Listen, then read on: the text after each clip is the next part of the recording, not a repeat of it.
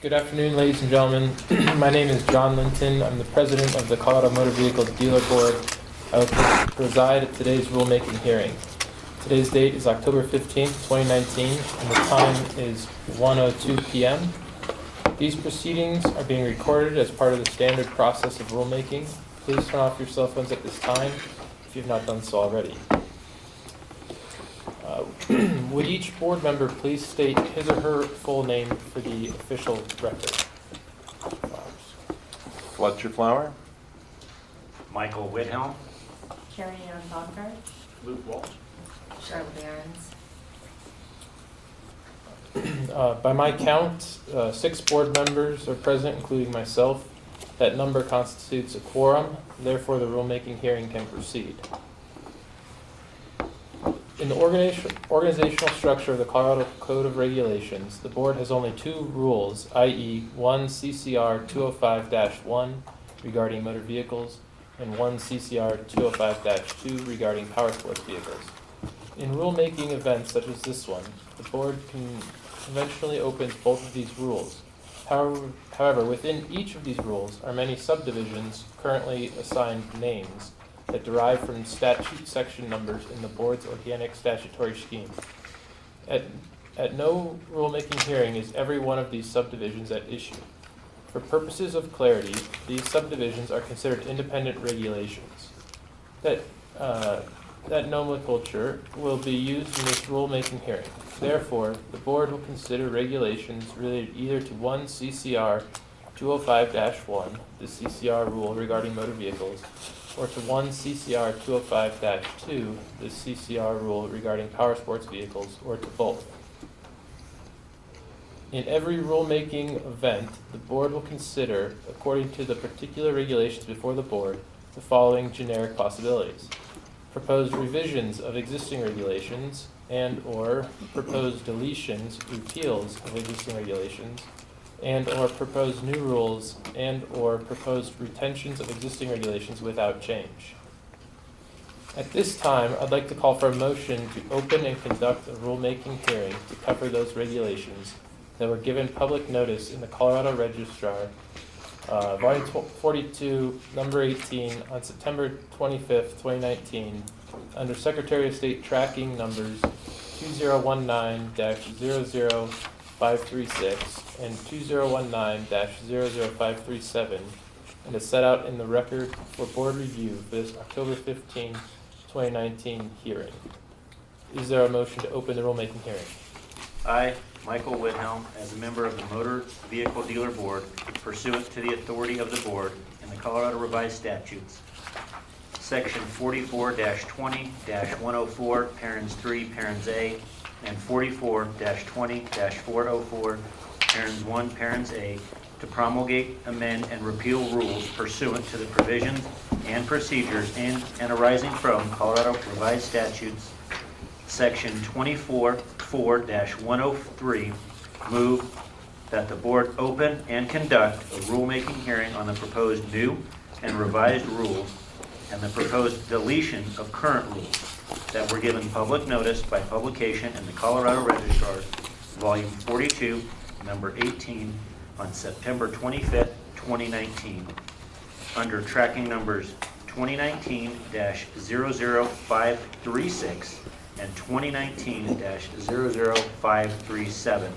and as set out in the record for board review for this October 15, 2019 rulemaking hearing. Is there a second? I'd second. We have a motion by Mr. Whithelm, second by Mr. Flower. Any discussion? All in favor? Passes unanimously. Therefore, the motion to open the rulemaking hearing passes.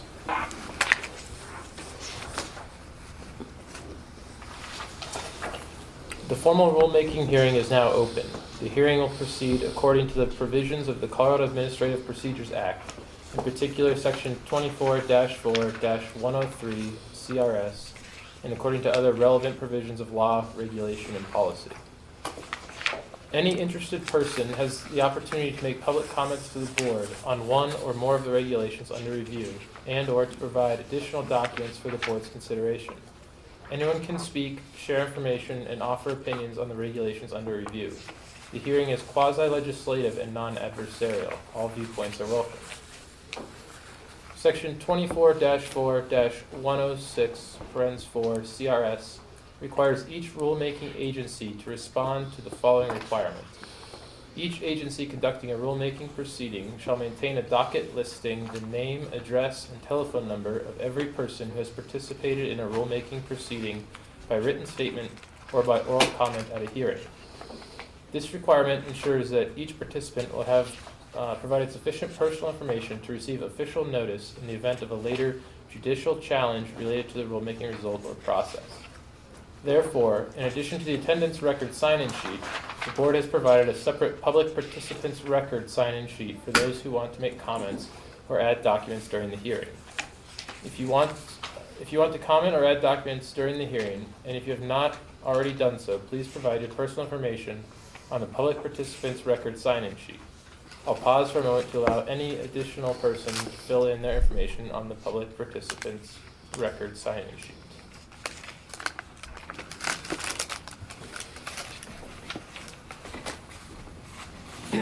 Right before I open the public comment phase, I'll look over the public participants record sign-in sheet, add up the number of persons who want to make comments, and determine if the number of persons is large enough to require a time restriction on each comment. I will announce any time restriction before anyone comes forward to address the board. The board can, of course, agree to accept a given speaker's request to enlarge the time for their presentation. All speakers are urged to make their points as succinctly as possible. The board has before it the record for board review for this hearing. Included in the record are the following. Each of the regulations that the board will consider in the hearing grouped into topical segments, including all relevant motor vehicle related and power sports related regulations. Each of the regulations is set out in the following versions. A, the clean text version, B, the red line text version, and C, the clean text version. Materials related to the stakeholders meeting, which was held on September 4th, 2019. Filing and notice materials related to the Secretary of State's office tracking numbers 2019-00536 and 209-00537. Filing and notice materials related to the Department of Regulatory Agencies filings under both 1 CCR 205-1 motor vehicles and 1 CCR 205-2 power sports. Notice of hearing with proposed draft regulations to interested persons. Comments from interested persons and the public received after publication of the notice of hearing and through October 7th, 2019. Relevant web published materials by the Auto Industry Division and Board. The current organic statutory scheme of the board as of the date of this hearing. Relevant rule review and rulemaking law, executive orders, and Department of Revenue policy.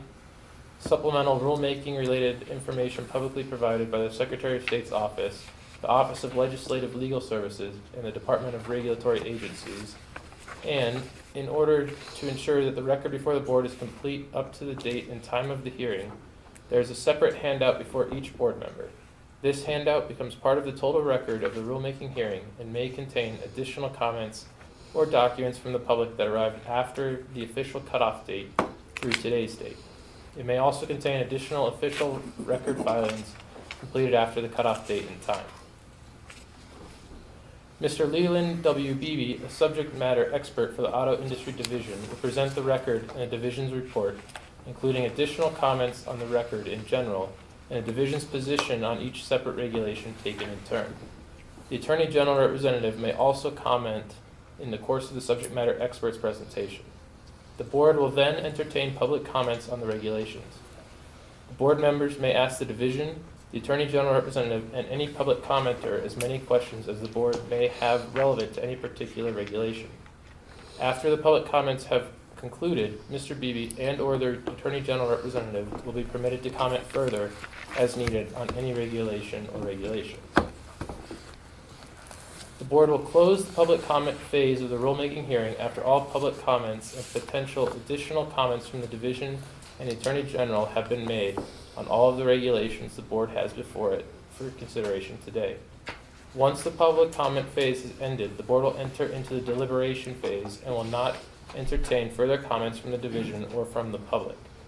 During the deliberation phase, the Attorney General representative may be on hand to continue to address legal concerns relevant to the materials before the board. Mr. Linton, I'm going to interrupt here. So I just wanted to make a comment for all the board members. So based on what Mr. Linton just said, please think about questions that you may have during the public statements, whether it is made by Mr. Beebe or anybody from the audience, because that is your time to ask a question. So make sure that if you have a question that you're thinking about, that you take the opportunity at that point to ask the question. Because once we go into the deliberation phase, it's just discussion amongst you as the board members. Thank you. Thank you, Mr. Jones. During the deliberation phase, the board will engage in discussions and will deliberate as long as necessary upon the written record for board review, together with any written materials made part of the comprehensive record subsequent to October 7th, 2019, and including any written submissions in the course of the board's hearing today. The board's deliberations will also include the oral comments by the division, the Attorney General representative, and by members of the public made during the public comment phase. The board will deliberate on each regulation in turn brought before the board in the hearing today. After the board has taken action on each regulation, it will close consideration of that regulation and open consideration of the next regulation on the agenda. The board will repeat this process until it completes consideration of each regulation and takes action on all of the regulations on the rulemaking agenda. The public comment phase of the hearing will begin now. Mr. Beebe, who is the legal assistant and rules administrator for the Auto Industry Division and the Motor Vehicle Dealer Board, will present the record and the division's report. Mr. Beebe, you have the floor at this time. Please proceed with your presentation. Thank you, Mr. President. Welcome, members of the board, members of the public, and fellow Colorado State employees. My name is Leland Beebe, and I'm the legal assistant and rules administrator for the Auto Industry Division. I'm representing the Auto Industry Division to deliver its staff report for this current rulemaking event. The rulemaking hearing on the set of rules comprising Rule Group Number 1 on the board's 2019 regulatory agenda. I'm glad everyone was able to find the hearing location based on the announcements that went out last week when the board and the division became aware that the original meeting site was no longer available. We apologize for any inconvenience. The staff report is designed to present both general information and to delve into the specifics of the proposed regulatory changes before the board. Each board member has, electronically, on his or her screens, the sizable product known as the record for board review. That product's information closed on October 7th, 2019. Each board member also has a supplemental packet of additional material that is relevant to the full record. The supplemental packet includes relevant materials that came into existence or arrived after the October 7th cutoff date. Additionally, each board member has two other packets before them. First, a so-called compilation packet of regulations on review. And second, a packet of motion scripts for rulemaking hearings. The compilation packet duplicates exactly, including the page numbers, the presentation of all of the regulations in this Rule Group 1, as in the electronic version of the record for board review. A compilation packet may be easier for some board members to navigate and read than is the material on the screen. It is there to improve the board members' experience. Notably, compilation packets are available to the public and may prove particularly useful for members of the public who intend to comment in this phase of the hearing. If someone needs a copy, please hold up your hand and we'll get one to you, or you can step forward to the corner of the table that I'm pointing toward right now, and you'll see copies there if you'd like to take them. You certainly may. There are more even than that available. Okay. For many years now, Colorado has followed the big tent model of rulemaking. As a result of multiple changes to the Administrative Procedures Act, several executive orders of the governor, and concerted ongoing efforts within the Department of Revenue. The Motor Vehicle Dealer Board, as well as other Colorado agencies, have encouraged and sought participation in the rulemaking process from a wide range of interested persons in the public, as many as possible. The board has always been fortunate to work with an active, regulated community, representatives of which always show up for meetings, provide important facts, and share relevant opinions. They participated actively in this rulemaking, and even after the single stakeholder meeting, participating stakeholders responded to the drafts of the regulations sent to them for further comment. Several suggested further changes to the drafts, and the division staff and the Attorney General representative found those suggestions to be good ideas. Therefore, the proposed regulations before the board today represent probably the most well-collaborated efforts in several years and reflect a definitive consensus. Now, that isn't to say that participants in the stakeholder meeting can't change their minds and could offer a different or new idea today. Of course they can. Additionally, 2 stakeholders meetings had originally been scheduled for this group 1, but it was the unanimous opinion of the participants at the end of the first meeting that a second meeting was not needed. For some board members and others in attendance, this may be the first rulemaking process in which they will participate. The record before the board in its current electronic form is many hundreds of pages long. Such a record always looks daunting, but no one should be afraid. The core regulatory materials in focus today comprise only about 20% of the volume of the record. The remainder is the wealth of legal and historical materials that frame the whole process and represent guidance and instruction. Much may seem redundant, but that is necessary, because the record includes a history of the rulemaking process and the overlapping resources available to help the board. Everything you see has to be there, and it all has value. Many of you will recall that around this time last year, the board was in the final implementation phase of a major transition of its statutes and rules from the older original Title 12 framework to the current Title 44 framework. I'm pleased to declare that that process has concluded.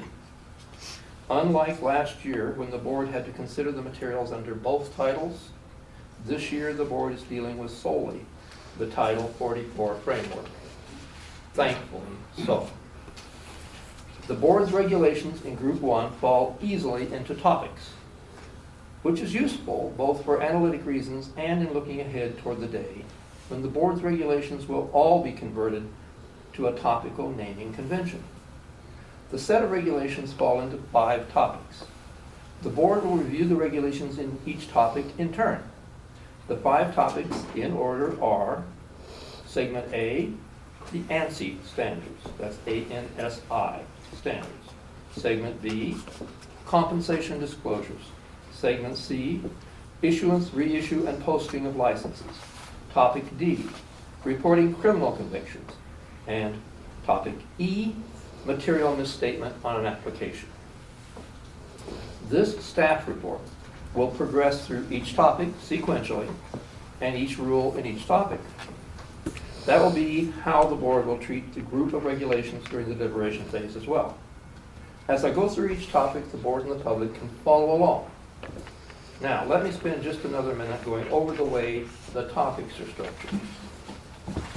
With the exception of Topic A, each other topic will have some material related to power sports and some material related to motor vehicles. Parallel statutes exist, and as a result, parallel regulations also exist, and must continue to exist and be supported. Consequently, every rulemaking of the board in the last 11 years has involved consideration of parallel regulations. This rulemaking is no different. You will see the parallel regulations lined up. Motor vehicle related first in a pair, followed by power sports related second. As you look at the regulations in each topic, you will see that 3 versions of each regulation are set out in turn. First, the current text, if it exists. Obviously, a new regulation doesn't have a current text. Second, the red line text version, And third, the clean version. The current text version shows you the way the regulation reads currently. The red line version shows you how the proposed changes integrate with any residual language of the current regulation. And the clean version shows you how the proposed regulation would read with all of the proposed changes in place. Now, I'd like to turn briefly, I hope, to those rule drafting considerations that went into the proposed revisions to existing rules and the proposed language for new rules. The rule language went through one or more iterations in the course of the stakeholder participation, but always the stakeholders and the drafters were mindful of the standards that must be used to compose the drafts you now see before you. Important among these standards and considerations are the following. 1. Relevant substantive changes to the board's authorizing statutes or to the Administrative Procedure Act may have taken place. We have to consider those each year and each rulemaking. There were some changes that were made in the 2018 session of the General Assembly that require the drafters and stakeholders' attention and which will also require the board's attention in this rulemaking session. Principal among these was the introduction of a class of license in Part 1, which is a new class called a business disposal license. The staff, the Attorney General representative, and the stakeholders did not see any need to create new special regulations in response to the changes to the organic statute related to the business disposal license. However, one topic did require attention to create a new rule to cover this new type of license under that topic. And that's the material misstatement topic. Okay, second legal point, legal restraints on the language of a regulation. Okay, there are always legal restraints. Okay, the principal one is scope. The authorizing statute sets the boundary of activities the board can engage in. This happens greatly through the express language of a statute. The board is not allowed to engage in actions that exceed the boundaries of the authorizing statute. So there's an ongoing question in the review and in the drafting of rules, i.e., does any existing language in a rule or does any language proposed for a rule exceed the scope of the authorizing statute or statutes? If so, that language must be removed or must not be promulgated in a new revised rule. We simply can't go beyond what the legislature has told us is our outside lines. Constitutionality, a bigger restraint even. The board is a creature of Colorado state government. It operates within the limits of the Colorado and U.S. Constitution. The board needs always to be careful not to violate constitutional provisions through its regulations. And we rely greatly on the Attorney General's office to chime in as we move through the process. And ultimately, by the way, the Office of Legislative Legal Services takes a very hard look at that issue. But we don't want that to get to them. We want to fix it first. Okay. Next consideration, overlapping or duplicative expressions. It's important to recognize the legal hazards of including identical or similar provisions in the board's own rules or including in the board's rules provisions that overlap with another agency's provisions. I know that seems very esoteric, and I'm going off script here a little bit. But, you know, the fact of the matter is you can have conflict between agency X and agency Y on the enforcement of something that matters to the same consumer. You have to watch for that. So we don't just look at the activities that this rule that we may be looking at may involve for us. We pay attention to how it may impact others, other agencies that we're aware of. We can't be aware of everything, but we do look at what we can.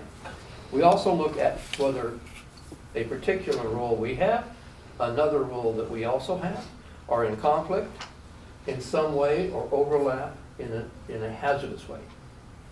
And hazardous means we can get people confused really easily. Okay. And I'm not speaking simply about language that defines a given term.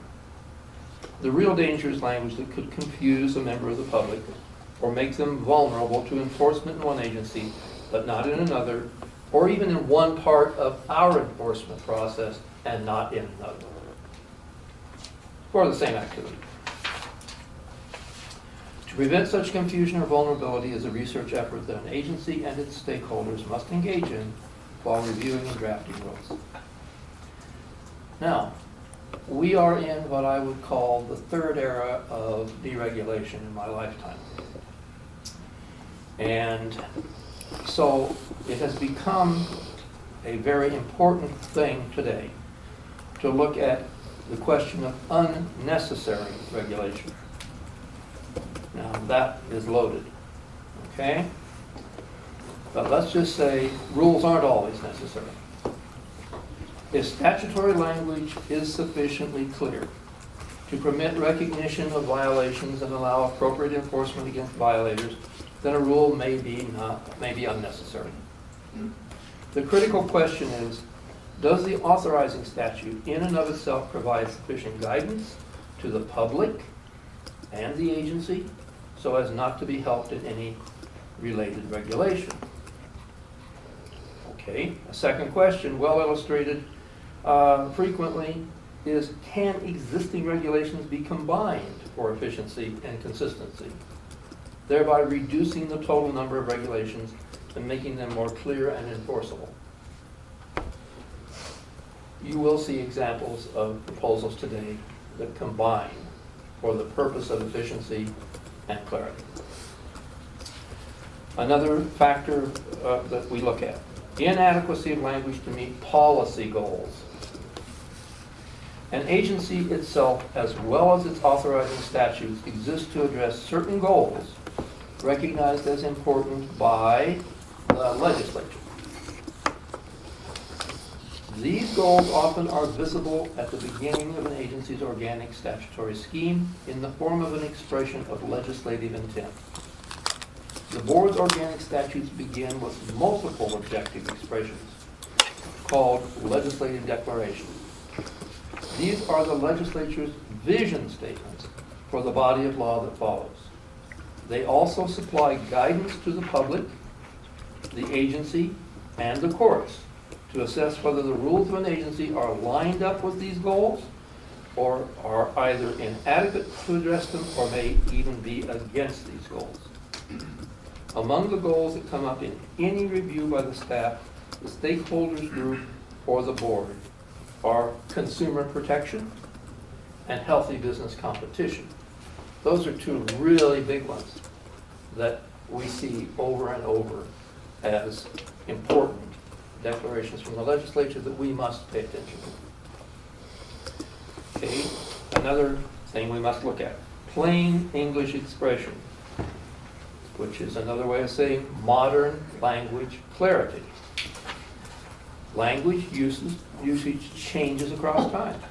What may have been a clear, well-understood expression in 1947, when the board began, may be unclear or worse today. Drafters, stakeholders groups, and agencies, including the board, need to use the best wording of the modern era to compose revisions or new provisions of rules. The Colorado legislature has mandated that as far as possible, and I mean mandated, it is in a statute, mandated as far as possible the so-called plain English standard be applied. Moreover, the legislature has expected itself in the statutes it drafts and expects the agencies in the rules they draft to adhere strictly to the modern English language conventions of grammar, syntax, spelling, punctuation, etc. And if you think you're back in 8th grade, start composing a rule. You will be back in 8th grade because you've got to follow those rules when you write legal writing. Okay, now, the board here has a very important consideration, and it's unique to this board. I don't know a single other agency like this. I've adverted to it. The president has adverted to it today. That we have to mind the store that there be parallel regulations whenever we're dealing with parallel statutes. between the motor vehicle side of things and the power sports side of things. Many of you know the history. The fact is, everything was motor vehicle until power sports came along about 10 years ago. And rather than adding it as another class or classes of license at that time, the legislature made a choice. It chose to build an entire parallel structure in statute to the one that already existed. It didn't do it perfectly, folks, because it followed its own rules of modernization of language, etc., and it twisted and turned a bit when it built the second part of our building. So the bottom line is, we're stuck with that because when invited to make a change to put them back together, the legislature didn't do it. So we have now got to continue our process of duplicative effort every time. And it is duplicative. Pardon me that it's wasteful.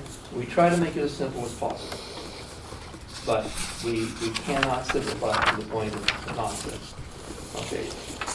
So the process we call parallelism is the result. And because it's a necessity, we also recognize another feature of it. We have got to treat each license on the side of power sports and each license of comparable nature on the side of motor vehicles the same, or we are in a due process of law violation under equal protection. We don't let that happen. You can't let that happen, Board. We have to pay attention to that. Okay. So we don't deal with these licensees differently. We try to deal with them as straightforwardly the same as we can. Now, you will see in your current set today an example of where there is no parallel and can't be. And that's the ANSI standards. We don't have any ANSI standards for motor vehicles. We only have them for power sports. So it's a unique one out of our set. Okay, so continuing one last step here. Lastly, as we move into the topic-by-topic presentation, I think it's important to recognize that the best process to get to the best result is for a report like this one, to proceed with an understanding that the board has the right to ask questions as I move along through the report.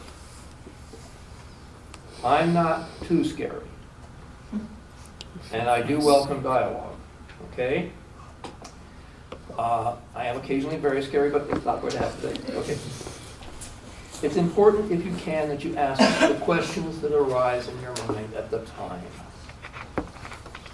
Or jot them down, because you won't have the chance to ask them in deliberation later, as the Attorney General representatives are told you. That's the structure that we're in. So, if I can't give you an answer, I'm going to pass to him, or I might ask one of my other staff members to chime in. But one way or another, we will get an answer. Okay? All right.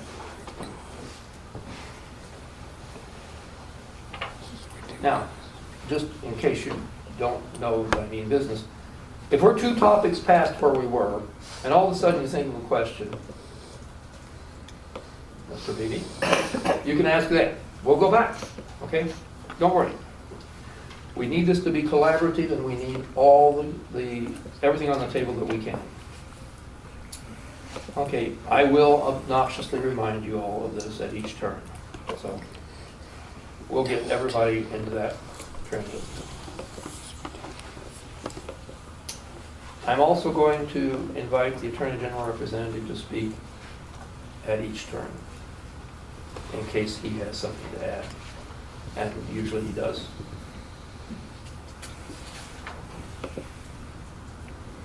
I hate to ask, but are there any questions about the civics lesson and the process up to this point? Okay. I didn't pause long. Okay, so let's go to the topic A. And give everybody a minute to look, and wherever they're looking, on the screen and the handout I handed out. You will notice, this is me adding to script, I'd say don't bother looking at the red line version for any of these this time, because when we restructured into the new ones this time, there wasn't enough to salvage to try to contort the old and integrate the new. So wholesale, they are replaced, okay? So you don't need to worry about that. So basically, we're looking at what is called the current version, and we're looking at the proposed revision or new rules associated with it. And the very first one is, as we start at topic A, Nancy. And as I've told you already, no parallel with motor vehicle regulations is possible here. This is a rule unique to power sports. It's based upon a Colorado statute implementing a non-governmental standard for a particular set of power sports vehicles. That set are off-road, all-terrain, four-wheel vehicles. The standard you're looking at applies only to those types of vehicles. The standard to which the statute and the current rule formulation refers is sufficiently important that it is incorporated into federal law.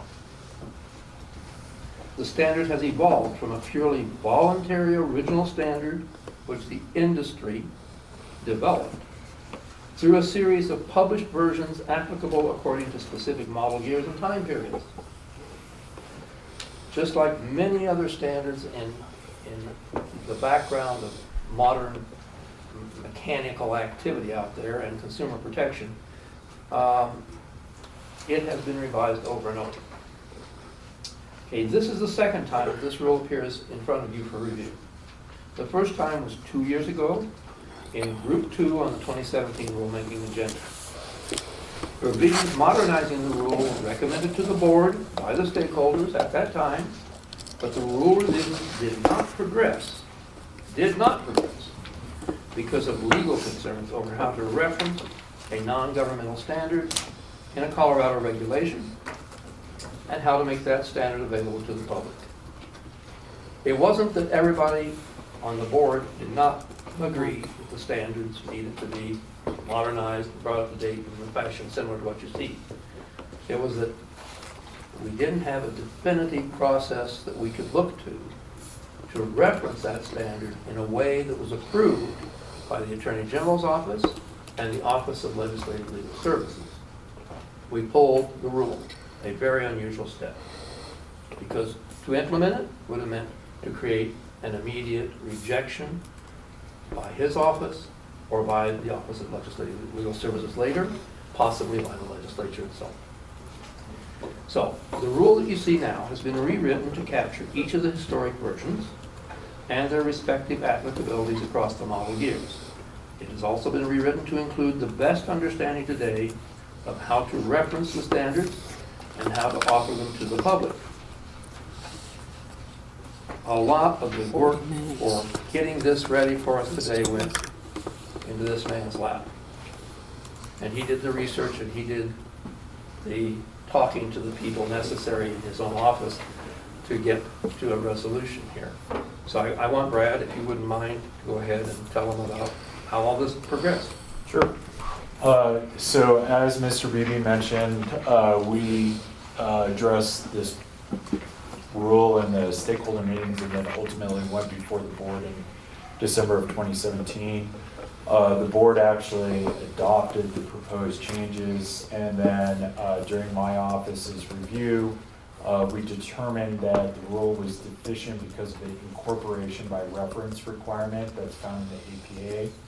What that means is that under the APA, there's certain requirements if you're referencing a federal law or another state's law, guidelines, regulations, or some type of promulgated material, such as the ANSI standards, then you have to comply with certain requirements. And that's under 24.4.103 subsection 12.5. And as a result of it, it was flagged. We could have made the changes and adopted some language, but after that, we discovered that the ANSI standards were actually going to change with this updated 2017 standard that you find in this regulation. So we decided to hold off until that standard was adopted federally, and there were significant delays with that. So that's why we're coming back and addressing this 2 years later. Now, the incorporation by reference language is found in the third part of this proposed revised regulation, and that is consistent with the requirements under the APA, where it requires that a copy be maintained by the division of each set of standards, and that we provide the information so individuals that are seeking their own copies can either come to the division or they can contact the entity themselves in order to obtain a copy, and more particularly a certified copy of the standard. Now, the division will have copies of each standard on hand at the division. We have provided all the information regarding the Specialty Vehicle Institute of America and how individuals can contact them. Unfortunately, to the extent that this organization moves or any of their information changes, we will have to amend the regulation going forward. It is a very burdensome requirement, but that is the requirement that is in the APA. Now, just for your edification, because I anticipate a question that may come, currently it costs $60 in order to purchase a hard copy version of the most recent standard, which is 2017. It costs $360 to buy an electronic version. And these are under copyright. I have no idea why it's $300 more for the electronic. That's what's on their website. So individuals can contact this organization to obtain a copy, but this information is consistent and complies with the requirements under the APA as it pertains to this standard. The reason that it is broken down into 4 is because each set of standards pertains to certain model years of the power sports vehicles and when they were manufactured. So that was another proposal, was to break it down so it's clear which standard applies to which set of model year power sports vehicles. So with that, does anyone have any questions at this time concerning that? Brief question on this. I know 1A here, this one's referenced as 2001. It's referenced here, but then in number 2 we say that you're not required to comply by that standard. Is there a reason we have to include it, or could we not just exclude it from the list and then not have to have language saying you don't have to follow it? So the reason we included it in this list is if you look at the statutory language itself under 4420-404 subsection 1L, it specifically references that standard. So ANSI/SVIA-1-201. And so that's why we wanted to start with that standard, is just so it's clear right off the bat that we're referencing the initial standard that's laid out and all of the successor standards as required by the statute. Okay, thank you. Just incidentally, we have never had a case where we had to enforce any of this. That is not a reason not to have it. It's just to point out history. Okay. If somebody walked in with a vehicle, a power sports vehicle fitting the criteria that was built between April 13th and 2009 and April 29th, 2012, let's say. Our investigators would have to look at that standard applicable in that period in order to look at that claim that was being made by the aggrieved person. Okay? It isn't like we can look at today at the most recent standard and reflect it backwards in time, no, we can't. That'd be an ex post facto law. That's unconstitutional. So we've had to do this in this stacked way. It just means that the investigators, if ever we need to use the standards, will be able to find exactly the standard we need. And they can now. And, you know, if they add a new one, we don't think they will anytime soon. But if they do, it's probably several years away. We're not likely to see this next year. Just as a final footnote, I can't think of anything that I've dealt with that was more a tempest in a teapot than this. But that is not a reason not to deal with it. The point is, personally, the first round, I could share with you, I spent 60 hours on this. And it wasn't drafting. It was trying to figure out what to do. It was calling everybody in the country. It was getting, I eventually was communicating with the engineer that was running the regulatory process in the particular federal agency that mandates the standard there, to get her to even give me a projection of when the standard would be available. And we couldn't even see it. So, just realize, behind something this simple looking is not only all the effort, I don't even want to ask how much we paid him this year, but you know, a lot of other work. Okay? Sorry. Does this apply to Well, new and used? If altering vehicles secondhand, it must carry that designation? Yes, Yes, because it's whenever it was manufactured. yes. Do you have the wording that's on the ANSI label? It's a plaque, What- right? what's that? It's a plaque that gets affixed to Yeah. the AGV. Is there wording?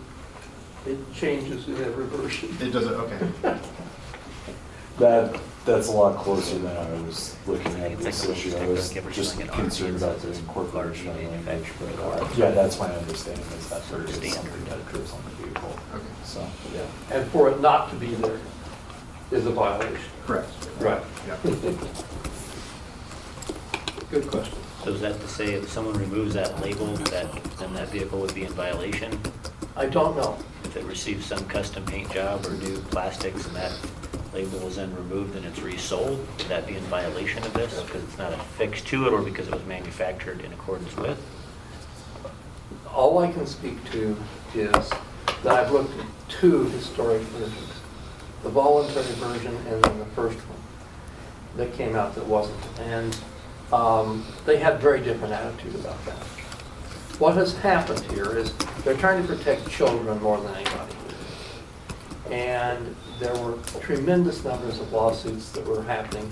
And there was an entire industry out there from China that was coming in with products that they simply didn't care if anybody paid attention to from the health and safety point of view. They didn't care to. And they didn't want to go with the voluntary standard. All of the other major manufacturers did. Okay, so once it became evident that there was a two-person playing field there, then the industry got behind the idea of tightening everything.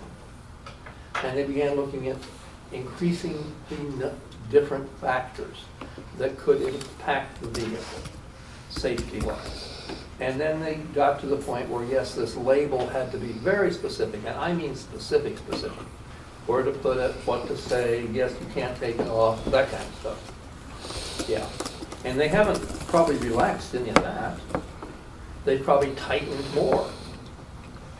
So, and what the requirement is under the specific statute that refers to ANSI is it requires that the board promulgate rules requiring off-highway vehicles sold by persons licensed under this Part 4 to comply with the ANSI/SVIA 2001 or a successor standard promulgated by the American National Standards Institute or its successor organization if the rules do not conflict with the ANSI standards or set standards more stringent than those set by ANSI. So what this is basically doing is it's making it clear what standard is going to apply to the manufacturing years. And then if there's an investigation that is conducted by the investigation team, it would appear in one of the affidavits as the to-wit reference. And so this is merely just guiding everyone along in the industry as well as the division staff on what standards can be referenced as part of a potential investigation if one were to come up.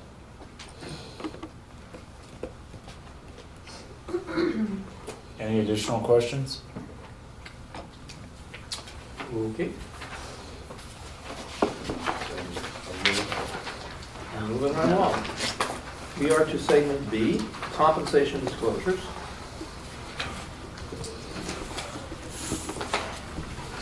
And again, here, you'll need to be looking at several things to compare. I'll just say right up front. In the current regulation, there is an embedded suggested form. In the proposed new regulation, there is an embedded suggested form. I'm going to try to obviate the obvious question, which is why don't we have a form for that rather than an embedded form? And the answer is pretty simple, because every time we've had to do any kind of a separate form, we have engaged ourselves in rulemaking activity maybe 5 times as long as any rulemaking activity that went into this, okay? And a lot of that has to do with when you tell the world you must use something, the world will want to say something about the requirements of that. When you say, we need this information, here's a suggestion of what it could look like if you put it down on the form, that's a far more acceptable process. And, you know, we get into many other issues too when we create forms, because we can't just willy-nilly create a form. Forms are state creatures, and there's a process we have to go through, and, you know, at the end of the day, it's a negotiation even around the way the form's going to look in the end. So we tried to avoid that this time. Just so anybody had a question about that, I figured they would, so I'm getting rid of that right now. Okay. Let me get to my script. Somewhere.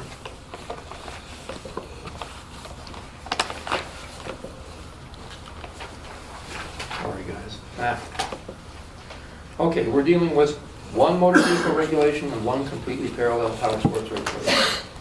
For your reference point, if you're looking at references, this is on R10. That's where the set begins. Okay, with only limited tailoring of terms, and by that I mean for this motor vehicle power sports. The current motor vehicle and power sports versions of this rule are identical, and it is a parallel rule in its existence right now. The foundational statute has been in existence for a very long time. The motor vehicle rule in its current version has been in place since May 2002. The power sports version appeared after the General Assembly created the power sports vehicle part of our law. The staff initially and the stakeholders and staff thereafter spent considerable time reviewing and commenting on the existing rules, ultimately agreeing on the current proposed revisions in order to capture all the basic concerns, to modernize the language, and to achieve greater clarity, certainty of responsibilities, and appropriate record identification and retention. Those were all factors that we discussed. Additionally, everyone was concerned with a strong statement be included to alert consumers, negotiating dealers, actual vehicle owners, and others that wholesalers can never be involved in this process. So that's why that's there. The thrust of this rule is consumer protection in the unique context of a sale, exchange, or lease of a new or used vehicle, when that transaction is being negotiated between the consumer and the owner of the vehicle, who is not the negotiating dealer, by a used motor vehicle dealer acting as a negotiator. Significantly, such negotiations often have a transactional cost. That can be borne by the consumer, and it appears through some dollar remuneration to the negotiating dealer from the consumer, or from the actual owner of the vehicle, or from both. So everything I said were our concerns when we looked at this originally. All that was discussed in group meetings. And what came afterwards, okay, we produced a very solid draft at the end of the meeting. But we had an agreement with the stakeholders that were present that we'd send that out. And if there were comments or concerns, it was sort of like extending the stakeholder process a little bit further. They could comment back. And we did receive some critical assessment by a former board member, former board president, on 3 different points. And when we looked at those, staff looked at those, with regard to the factors that we were dealing with, we found that the suggestions that he made were salutary and could be easily incorporated without harm. So the version you see in front of you now reflects that additional comments that were made by a participant in the stakeholder meeting who had a great deal of experience in the industry. Brad, do you have anything to add to this? Not much. This is consumer protection driven, and that was kind of the focus of the stakeholder group. And there's a lot more detail that was added for that justification. Try to provide a little bit more information so it's abundantly clear to the consumer exactly what is expected of them or who owns the vehicle that they're purchasing. Board members, do you have any questions? When was this original rule adopted, do you know? You said May of 2002. 2002, okay. Yeah, it's quite old. I missed that. And, when you look at it in the compilation of all the rules, it gives you that low-hanging fruit feeling, like, this is an easy one, let's go for it, And quite frankly, that's exactly where we were when we started the process. But what we discovered was that there were a lot of concerns in the enforcement unit about potential enforcement issues. And those concerns were real, not hypothetical. I mean, sure, we haven't had a case yet, but it was toward the prevention of some of those cases that adding this additional level of detail became an important stopgap. And so it wasn't just kind of like modernizing, it was more modern thinking toward consumer protection and enforcement of it. So the product you see is what has come out. And on there it says, the license name of the negotiating used vehicle motor vehicle dealer. Is it a used vehicle form, or could it be a new vehicle dealer as well? Well, under the class of license, under 442108, and then the parallel power sports vehicle, it's specifically found under the used motor vehicle dealer license. And so correct me if I'm wrong, Mr. Alves, I just believe it was pertaining to a used motor vehicle dealer as well as a used power sports vehicle dealer. You are correct. That came into effect when this statute was modified in 2001 to allow used motor vehicle dealers to be able to negotiate for the sale or exchange of a new motor vehicle. Would you like me to read the statutory text? It's not that long, just so you have kind of. Okay. So basically, it's under the used motor vehicle dealer, and the pertinent part says,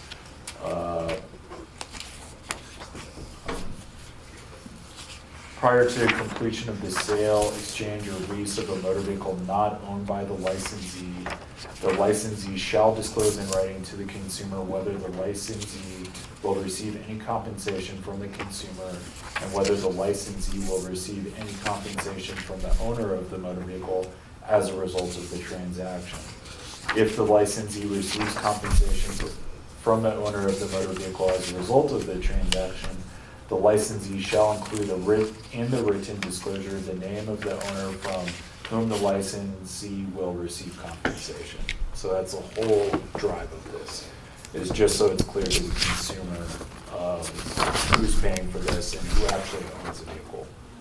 Would that not be applicable to a new car dealer though, because they sell cars that they don't own? They sell a contract on a car that's sitting in Phoenix because they don't have that particular color. They don't own it, it's not on their MSO. They sell it and then ship it in after the deal is signed. They don't own that car. There is no statute to attach a regulation of that sort of thing to the 108 where it describes a franchise dealer. It doesn't contain any language about that, so I don't know that you'd have statutory basis Correct. to promulgate a rule where there is no statutory foundation.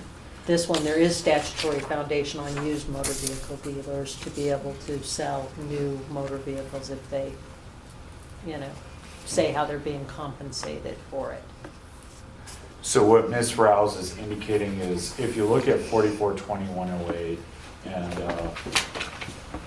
maybe it's just easy if I can.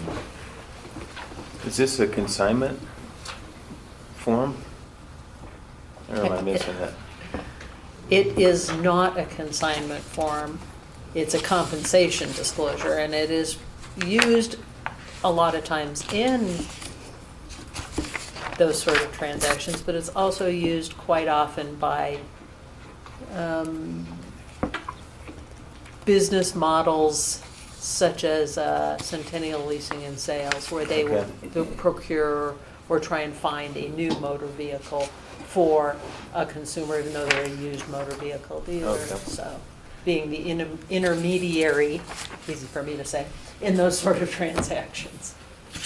So board members, if you look at your electronic document, the specific statutory provision appears on page 337 of 651.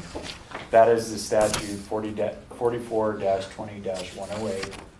And the specific provision that we're looking at is subsection 1B. That pertains to used motor vehicle dealers.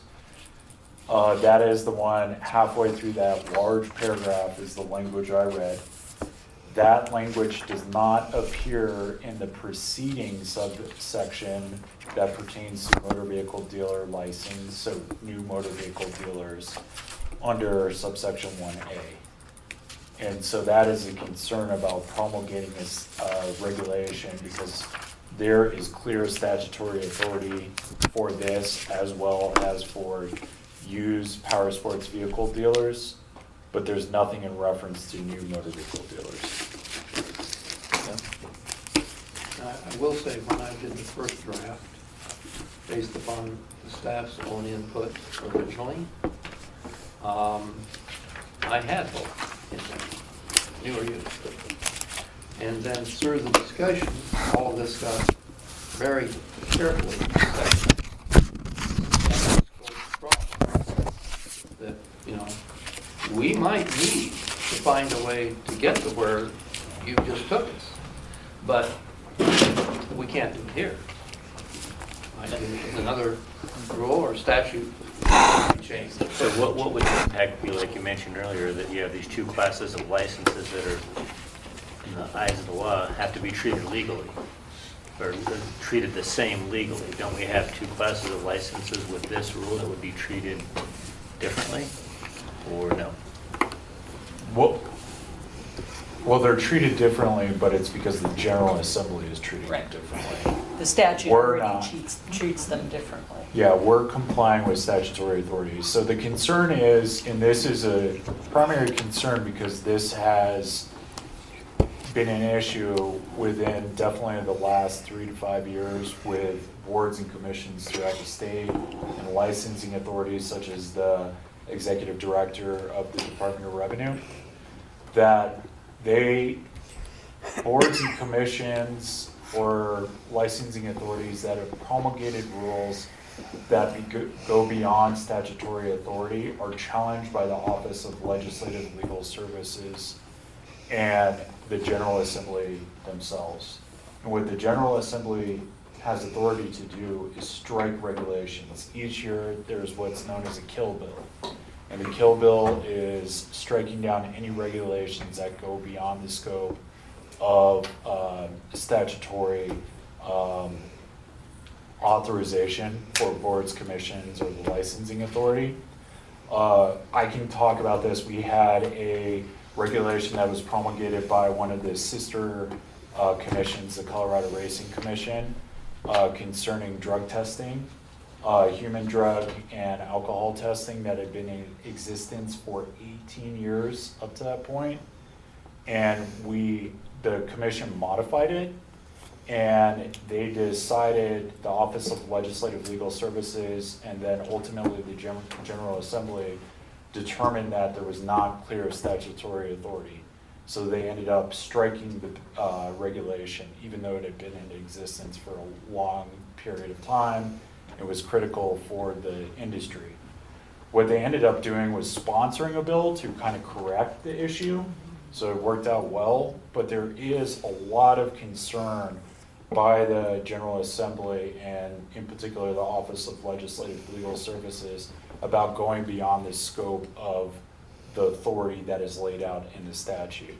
So to the extent we are treating licensed groups differently, it's because the General Assembly has already done that at their level. So you would have to change it statutorily through a bill or an amendment? Correct. And that's not to say that your equal protection question has no merit. It's just that it doesn't impact us if we don't act in a way outside the statute. But, you know, if some aggrieved party were a part of, say, the franchise industry, and they wanted to make this claim that somehow this created an unequal protection, they'd go to court with that. It wouldn't come before you. It would just be, well, here's the example, and there's the way statutes are written. It's Colorado's legislature that's at fault. So, but any other questions? All righty. We're going to segment C, issuance, reissue, and posting of licenses. This is an illustration of something else. It's an illustration of the fact that this year, as opposed to prior years, we really began thinking more topically. We haven't done that because our rules are not set up that way, but we actually started thinking that way this year. And what you're looking at here is an example of what can happen when you start doing that. You say, okay, just last year we did something. We took a little tiny rule and we made it better, and what we didn't do is we didn't look at the other stuff around it that might have been convenient to bring in right then, because we weren't thinking topically. So this year we've started doing that. And so when you look at this particular set of rules, you will see the work on this. So there's 4 regulations in this group. 2 are motor vehicle and 2 are completely parallel power sports. 1 motor vehicle regulation and the identical power sport regulation were revised last year, but are being proposed for revision again by way of merger with another motor vehicle regulation and merger of its comparable power sports regulation. What this does, among other things, is create a net reduction of 2 regulations. Because the 2 that are merged, one of those is going to go away. Its content no longer, we wouldn't be duplicating it. Okay, so what's at issue here is a set of things. License issuing, reissuing, and posting procedures for licenses, in particular for salesperson licenses. Okay, currently that does not exist in a single place, not conveniently, but rather it exists partly in 2 separate rules, partly in a statute on its own, and largely in office policy and procedure. The spread out nature of this rather straightforward procedure has resulted in a mixed compliance with the process, to the detriment of the salesperson as a licensee and without any benefit to the dealerships as licensees, but with increased and avoidable frictional processing costs. So anytime we see this sort of quilt occur, which occurs in agencies all the time, you have a governing statute or statutes, you have rules that develop around those, and then you have policies and procedures that track and involve additional ways of thinking about the matter. Whenever you have that conglomeration at work, you could have problems with clarity and with consistency and with just general, unfairness can happen. Plus, we can end up with hidden violations we don't even expect are there. So, the staff recognized the importance of stressing the necessity, for example, that a salesperson have a bond in place at the point when he or she transfers a license that already exists from one dealership to another. You might say, what? Well, in current practice, when a salesperson leaves the employ of a dealer, that dealer, who was often the one that purchased that bond originally, will terminate the bond and attempt to recoup what's possible for that dealer out of that year's bond. And the salesperson may not even know that's happened. And we may not know that's happened. And why wouldn't the division know that's happened? Because not all dealers tell us it's happened. And some all the time do it. But a lot of their salespeople don't know it's done. And if somebody comes in the door, they have a transfer form, we go through a process. What if they don't have a bond, folks? The statutes require that a salesperson be bonded every minute that he's doing sales activity. He doesn't have, if that bond's been terminated by a dealer and he has no bond, who's going to get the bond? Well, he better. And so we ended up focusing on an issue like that in order to, make sure that that got in here too. So that was a hidden harm that we didn't realize might be happening that we needed to address. And there were quite a few others. The importance of a rule as simple as this, when you look at this rule, it's very simple, The proposal is just that we do everything right. And it merges the things that are in policy and procedure now, with things that are in statute now, with things that are in rule now, and things that should be there, but aren't now. It's a more complete rule. And that's my sales pitch. Brad? I have nothing to add. Are there any questions at this time?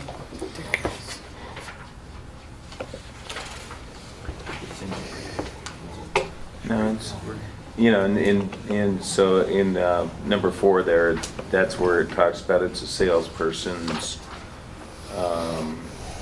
up to the salesperson to make sure that their bond is in effect, so, yeah, I think that's good.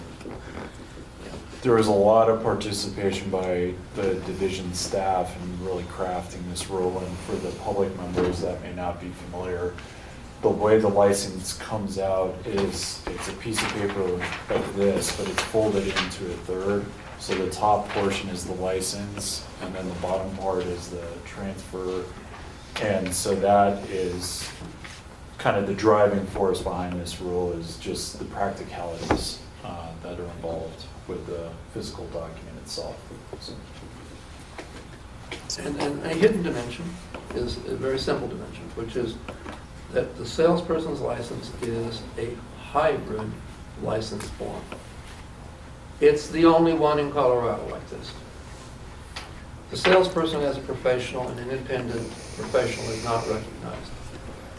The division attempted to have that changed in the last sunset review, and it failed. And therefore, what we have is a consistent hybridization of responsibilities between the dealership that employs or hires or relates to that salesperson and the salesperson. But on certain fundamental things, as in a bond, although the salesperson might not clearly recognize right now that it's their job to make sure they have a bond, this rule will cement that obligation. However, that doesn't take a dealership out of the picture, because if the dealership hires that dude and has not asked the question, does he have a bond? Well, the dealership then is facilitating a breach of law. You know, so obviously everybody's got a role here to make sure everything's tidy when we've got a hybrid license environment. And this just puts the responsibility where it should be, but also recognizes that everybody needs to pay attention. Is there any possibility this could create a gap in someone's employment? Like if they left their job on a Thursday, can they go to that new job with a portion of that license and start like the next day? No. That's what I mean. So, Well, like, I mean, it's difficult if you live in Grand Junction or Durango, and you gotta mail it in and wait, what could be 10 days before you can start your new job. well, someone can come in the door. Okay, let's say you're dealership X and you're on South Waldsworth. The dealership you want to work at is on North Waldsworth. Yep. Okay, you've already got the deal in place on North Waldsworth, and you just have to slide by here, well, not here anymore, but slide by with your paperwork to, you know, our new offices and get it taken care of. It could be done in that day. Sure, if you're here, but Right, but if you're not here. But Mr. Walsh, there is a fee that goes along with transferring of the license. So we are working, there is a movement afoot for eGov, which will allow for online. My next question was gonna be. Yeah, Yes, that's a good yes, there question. is. We've And heard of the internet, right? yeah. Yeah, so we're working towards eventually that not being an issue, Okay. to where someone can go online, can do the requisite stuff, put in their credit card number, and we'd be able to come in the next day, pick up all that stuff, That could and be a make the burden to a transfer. salesperson that's on a budget to miss a third of their month or something. Oh, absolutely. You know, and part of the problem is that there are statutes that say a person can't practice in this industry without having a bond in full force and effect. So it's really incumbent upon us that before we issue that next license, we make sure there's a bond in full force and effect. The bond company is supposed to, by our organic statutes, let us know when a bond has been canceled or has lapsed, but we don't regulate them, you don't regulate them, the EDO doesn't regulate them, so if they don't, we don't know. We don't know what we don't know. So this was an attempt, in some ways, to protect the board from issuing a license to somebody who does not comply with the statute that says thou shalt have a bond in full force and effect to practice in the industry. And this was something that was discussed during the stakeholder meeting, was the fact that in all likelihood, it's going to move to electronic-based format, hopefully in the near future. So that was contemplated by the participants involved in the stakeholder meeting in crafting this. But you're also weighing the different interests, consumer protection versus licensee's ability to engage and to practice, or in license of a motor vehicle salesperson. So that's the constant balance that you're having to try to figure out is how do you weigh those different factors? That was an excellent question. Absolutely. And that goes to the fairness issue, which is something we try to consider. You know, when this started, again, we thought low-hanging fruit, okay, until you actually start asking what's going on. And then you see, wait a minute, somebody could be really disadvantaged here. Oops, we could all be in trouble here. Oh boy. So you kind of learn how to focus some things sometimes, and that's what happened here. We certainly focused on this one. Would you have to change the statute to make it so that that dealer, once he gets that bond for that salesperson, can't cancel that it must run its full term? Would that have to be changed statutorily? We don't know. I'd have to look at that a little more closer. You know, okay, so if you want to give, if you want to stop a potential harm, you know, in theory, you could have the salesperson reimburse the dealer if the dealer in fact is never reimbursed. They often are reimbursed because they take it out of the first paycheck or something. Well, that begs the other question, who owns the bond if the salesman is paid for it? Right. Well, and see, that's part of the issue. Every dealership does it differently.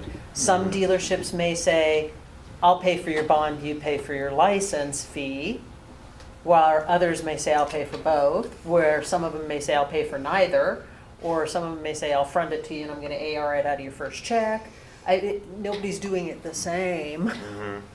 No, that's true. Well, I guess, do we have the authority as a board to modify this rule and put in place that, you know, upon surrender of license, you know, dealer cannot cancel bond, or, I mean, our job is to protect the public. Without a bond, they're not protected. Maybe you do have that authority.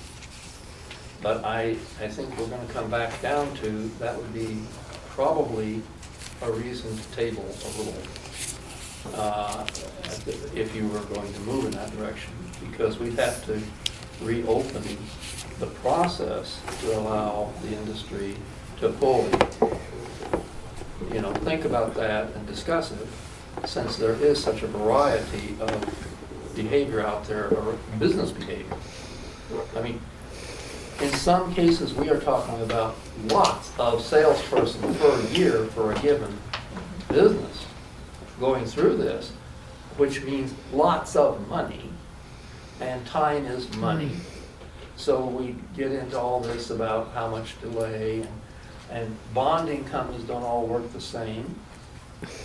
And, you know, we have outside, you know, organizations, CIADA and CADA, who provide bonds and would provide them to the dealership or on the dealership's payment or request, or to a salesperson independently.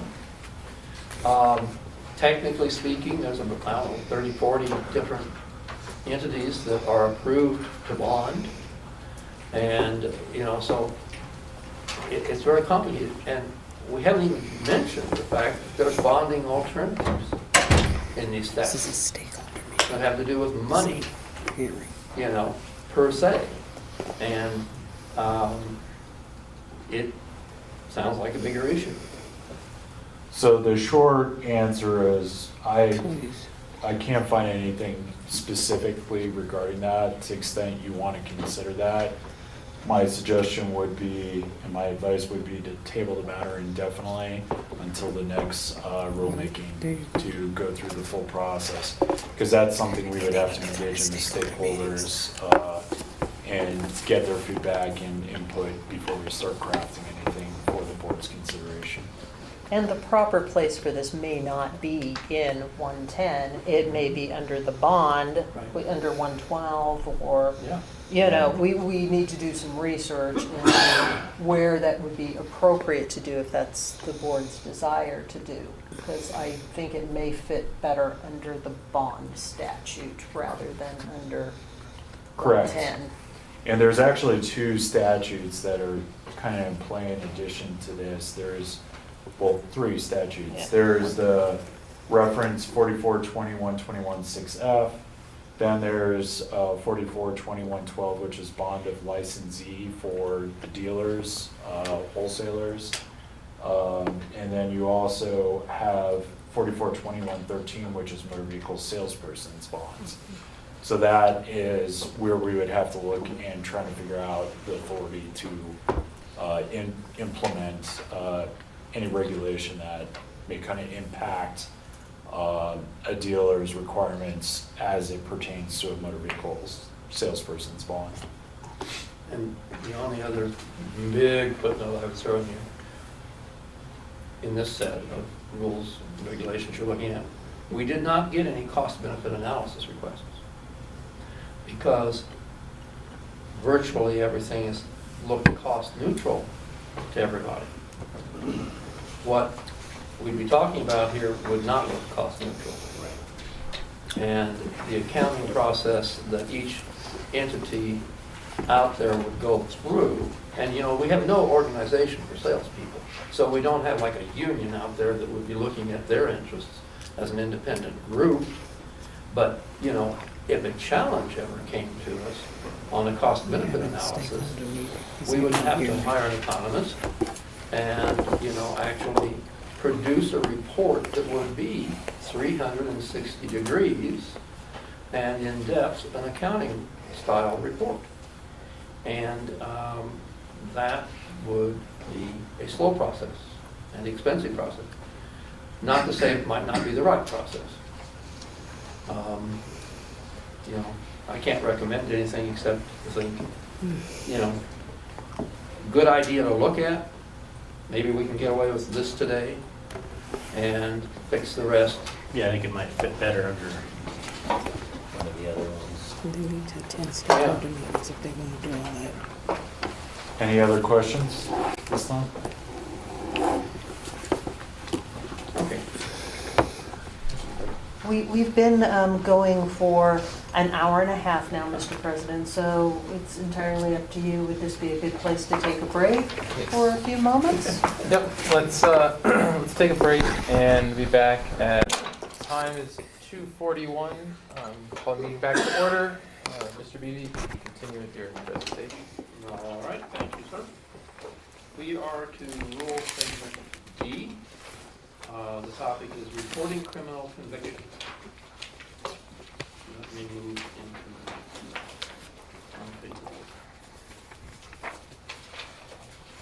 sorry.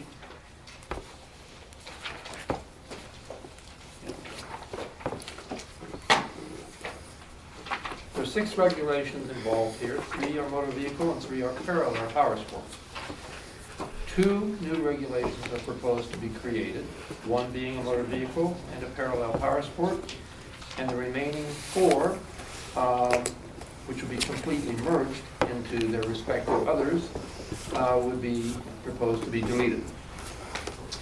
Okay, therefore, this topic would produce a net reduction of 4 regulations in the regulatory scheme of the board. Okay, the motor vehicle statutes related to the current rules came into existence in 1984. The motor vehicle rules related to those statutes came into being shortly thereafter, but before the General Assembly added the mandatory disqualifying felony statutes to the statutory scheme. That's an important historical note. Significantly, as currently in existence, the reporting requirements track the substantive language solely of the statutes prior to the incorporation of the mandatory disqualifying felony statutes. Staff review of the existing rules and then later discussion with the stakeholders brought out that there's no principal basis to exclude any serious crime from the reporting requirement. Also, the review considered that any revision to these rules should be consistent with other provisions of law and regulation in order to avoid any confusion or to defeat appropriate enforcement. It seemed odd when we looked at all of this that here we had some of the most serious things the legislature had set aside that were not actually covered as part of this reporting requirement. And it was a pure historical anomaly. I mean, easily corrected. But Would that be confusing to the outside world? Yes. Would it look like we were somehow crazy in our enforcement process? Yeah, it could. No one ever said that, but if you start thinking about it, you think, really inconsistent. Therefore, the current proposed revisions seek to clarify the following. A, that it is always a licensee who is responsible to report a criminal case. B, that the licensee may be reporting his own criminal case, his or her, or that of another specified individual in the licensee's business operation. C, that notice of the criminal case is in writing. D, that there is a strict time frame within which the criminal case must be reported. E, that there is a defined range of reportable criminal cases. And F, that certain certified documents must be provided with the notice when the notice comes into the board. Okay, so all of those were design elements for these proposed regulations. The staff was concerned that everybody was concerned that the revisions capture all of the criminal cases significant enough to report, taking into account the expanded levels of concern that the General Assembly addressed by adding the mandatory disqualifying felony provisions. Notably, almost all types of criminal cases will be caught and now are caught. And that includes things like, reporting, what is it here? Crimes involving odometer fraud, salvage fraud, motor vehicle title fraud, or the defrauding of a retail consumer in a motor vehicle sale or lease transaction. Those were excluded before, among the many others that were excluded before. Oh, you don't need to tell us about that. That just has to do with fraud in the industry. Yeah. Okay, so that's why those were the design features, and the proposed regulation you see addresses all of those features. Brad, do you have anything to add? Yes. So this one I have kind of a lot of, it references a lot of different statutes. The most familiar,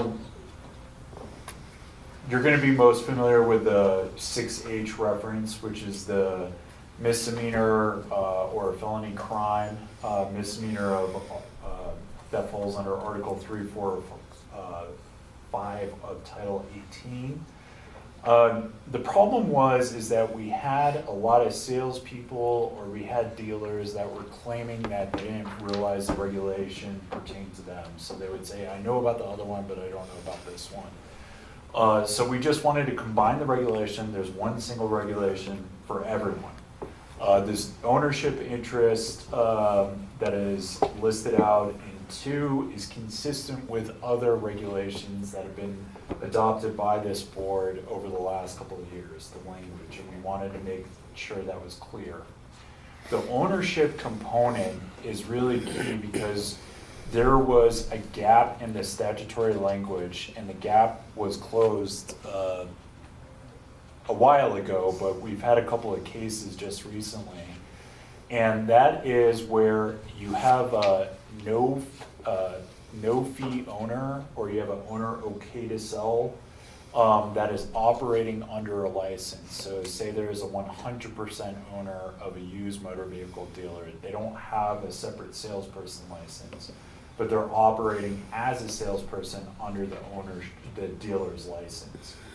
And so we have under 442121 subsection 5 a statutory provision that says that the licensee's license can be denied, revoked, suspended, or otherwise subject to discipline if an owner is acting as a salesperson without a motor vehicle salesperson license and commits any acts or omissions that would subject the salesperson's license to discipline, revocation, etc.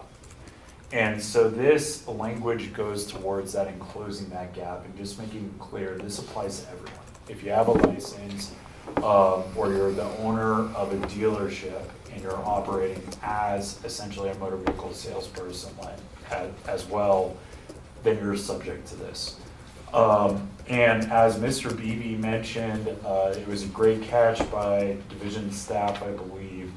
And looking to the language under the mandatory disqualifying statute.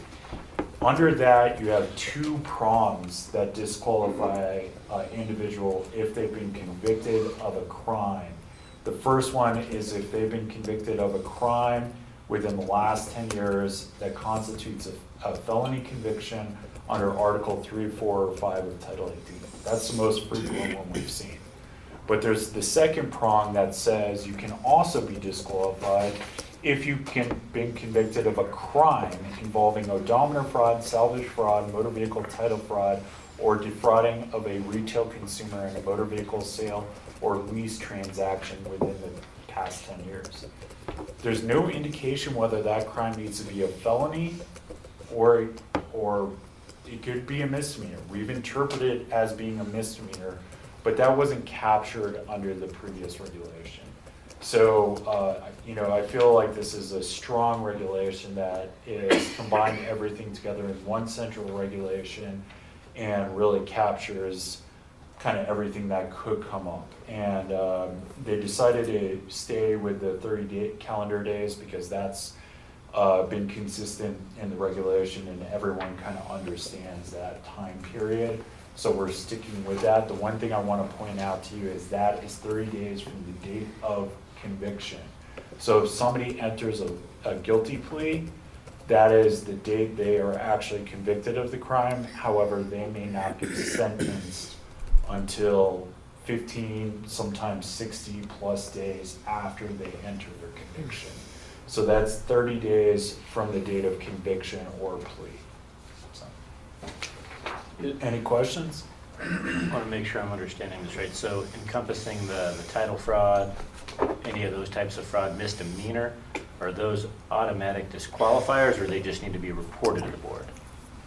I guess I was confused on that.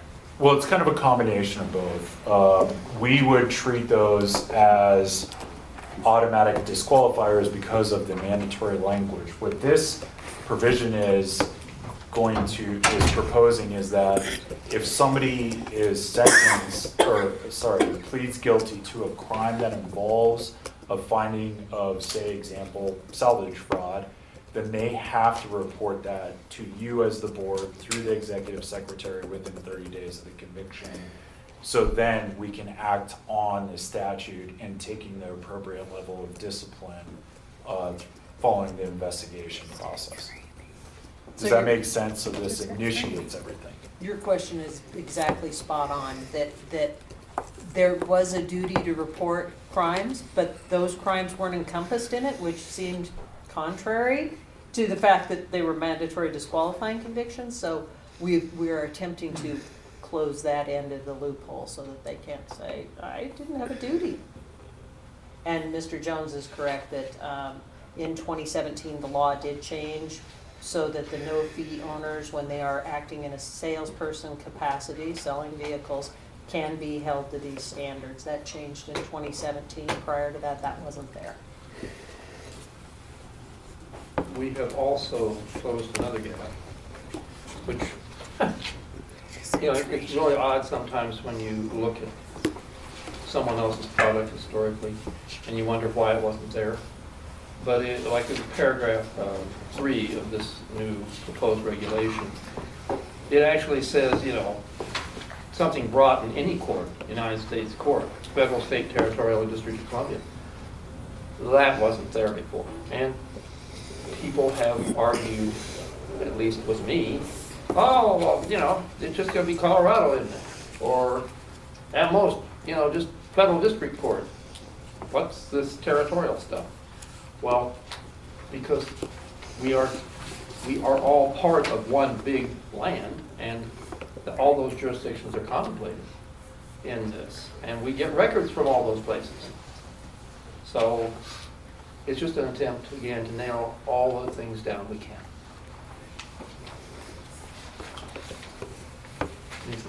Any other questions?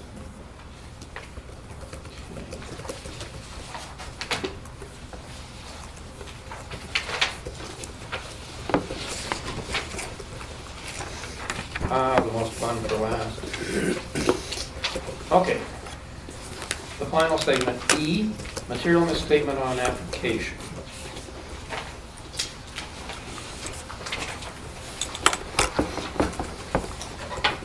Five regulations are involved here. 3 of them are in motor vehicle and 2 of them are in power sports. With one exception, each of the motor vehicle regulations has a parallel power sports regulation. The exception is a notable one because it is the first regulation that we are dealing with in any set of regulations that's specific to the license class of business disposal license. It isn't a unique regulation to business disposal licensees. It's a regulation of the same sort as everybody else has applied to them, but has to be separately addressed under the business disposal license category. Okay, the history here is interesting. The statutes upon which these were based existed even before 1991. The rules in this set, except for the latest one, became effective on November 30th of 2000. Long time ago. They've never been revisited or revised since that time. We don't currently have a legislative history or the rulemaking history available to us to inform us of the deliberations that went on prior to creating the statutory denial criteria or creating the later definitional materials. And but limited research right now suggests that both the General Assembly and the Rulemaking Board were greatly concerned to address the most fundamental concern of a decision maker. That truthful statements, not lies, appear on an application. What could be more important? To ensure that truthful statements, not lies, appear on an application for a license, to the framers of the statutes and the framers of these rules originally meant they had to focus attention on the possible ways that someone could lie. The concern to avoid making decisions based upon lies has existed throughout human history, human legal history, because individuals have sought advantage by deception. Reasonable and ethical governments and courts have universally recognized that only the truth matters, because wrong decisions can easily result in a lie rather than the truth is before a decision maker. Persons take oaths to tell the truth in court. Persons make declarations on penalty of perjury in documents. And all of this comes out of the original English common law and the refinements that came through statutory efforts afterward. As codified law, statutes, codes, regulations evolved, these refinements came very broadly and very specifically to deal with the introduction of erroneous facts, but also to deal with the failure to introduce important facts. Whether a lie matters to a decision maker has also evolved as a concept. When it matters, we would today use a term for this in our American law. We would say it is material. And there's frequently room for argument on whether a given lie is or is not material under circumstances of a particular case. Now, as time passed, the decision makers recognized that a lie could be expressed in as many ways as a human could communicate. Oral expression, written word, tangible marks in answer to questions, signals, signs of various kinds, including up through all the mischiefs of the electronic paradigm today. Any mode of expression can carry a lie. Finally, as time passed, every form of recognizable person became a possible author of lies that decision makers would have to deal with. Non-natural persons surely cannot speak for themselves, but they do speak through natural persons. So the artificial persons of corporations and partnerships and things like that, fictional beings, use real life, flesh and blood people to tell their lies. They can lie. Now, usually it's through someone that we recognize as a part of their entity. An owner, a member, a stockholder, an officer, all of them. Any of those, and more. When the General Assembly authored the material misstatement on an application ground for denial of an application or later discipline for the same, and the rulemaking board that did these rules originally authored its definition of material misstatement, they were both operating in the context I just gave you in the modern era. Both wanted to deter lying on applications when such lying could influence the board. The General Assembly left the defining of this to the board. That's the hard part, it's the defining of it. The board wanted to make sure it captured as many persons of all types as could be influential in the application, and make sure it captured as many ways as it could illustrate easily of how such lies could occur. What we see in the current formulation of rules is applaudable. It's certainly an effort that was very correct at the time of the year 2000 when that style was used. Today, we would look to a different kind of definitional structure. What you have in front of you now is an extended definitional structure, rich with examples. That's no longer the plain language style of definition preferred by modern drafters and by courts. The modern style goes to basics and seldom lists or illustrates unless absolutely necessary. And you have rules in your spectrum of regulations that show when lists are appropriate. Okay. In the staff discussions and the development of the drafts and through the iterations also with input from outside, there was and is nothing new and nothing novel. Nobody had grand new ideas. But what we have here is a reduction and simplification, a determination to ensure that definitions don't treat any class of licensee differently from any other class, and basically treat the issue of a lie in the correct way. Now, when we started this project on this topic, what we really wanted to do was to have one rule definition.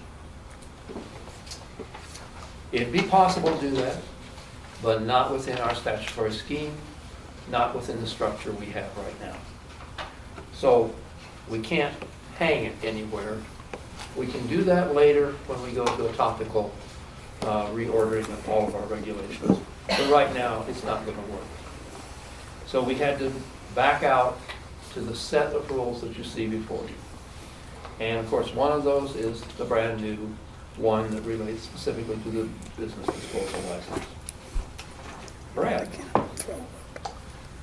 I actually don't have anything to add based on your comments on this one. All righty. How about board members? Any questions? Any mysteries that you'd like cleared up? Okay.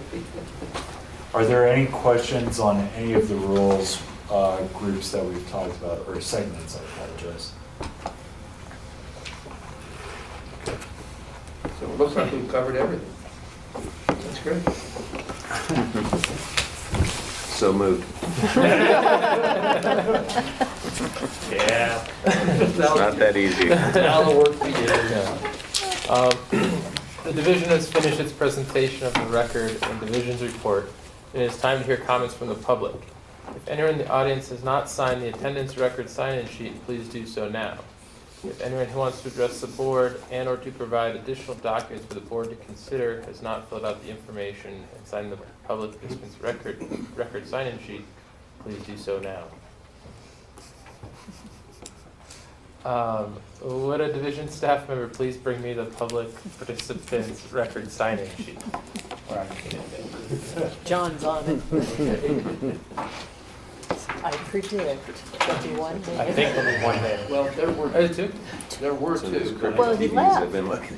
Oh, he I didn't know, leave, and he I just was went in in the hallway? another meeting a couple weeks ago. No, I I tried to watched straighten you it, I was gonna pull off the wall, We're so out in the Yeah, parking lot. so it just it's a bracket issue. Yeah. we're starting early. John's here, but Matthew has left. Some matches, not the, Why aren't we with them? Have golf appointment? is he coming back? Yes, we'll take it. Okay. Looks like we have two people have asked to comment and to present additional documents. Based on the number of persons who have indicated they want to address the board, it is not necessary to limit the time for each person to speak. Well, I'm assuming that you're concise. Can I call my sitter Todd? Let's see. I've determined it's not necessary to limit the time for each person to speak. Please, everyone, make your comments as succinct as possible. If anyone who has signed the public participants' record sign-in sheet has additional documents they want to provide to the board, please hold up your hand. No documents. A representative of the division will take the documents from you. Let's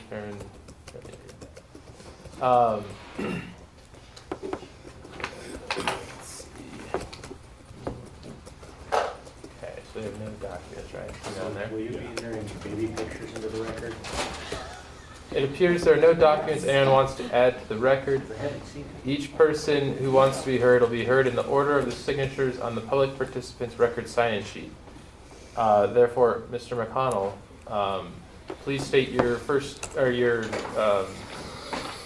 please come forward to address the board, and then state your full name, spell your name for the record, and identify for the board which proposed regulation or regulations you'd like to comment upon. Good afternoon. My name's Todd O'Connell, Toddoconnell. I represent CIADA. Thanks for the opportunity. I appreciate all the time that I get.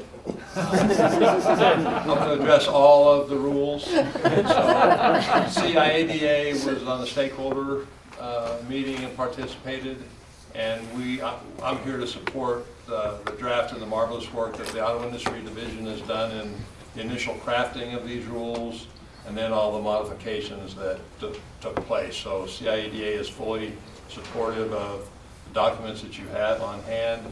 I will address just real quick the questions on the canceling of the salesperson's bonds. So it's CIADA's policy not to cancel any of them. So I know that there are some dealers that try and cancel them. I think with probably more of the dealers that have larger numbers of salespeople, typically we don't have members that have tons of salespeople, so that's not really an issue, but when it's requested, we don't cancel them, so it doesn't affect when they transfer, the bond would still be in effect. So with that said, thank you very much, and we're in support. Thank you. Are there any questions for Mr. O'Connell? Okay. Seeing none. It appears Mr. Groves has left. He won't be commenting. Is there anyone else from the public who wants to address the board regarding the set of regulations being considered today? If so, please come forward and add your name to the public participants' record sign-in sheet and mark the appropriate box indicating your interest in speaking. Looks like we are good. Mr. Beebe, does the division have any further comments it wants to make at this time with regard to the regulations being considered today? No, thank you. Thank you. Does the Attorney General Representative have any further comments at this time? Just if you have any questions regarding any of the rules we discussed here today, whether it's for Mr. Beebe, myself, or for Mr. O'Connell or Ms. Rouse, now's the time to ask them.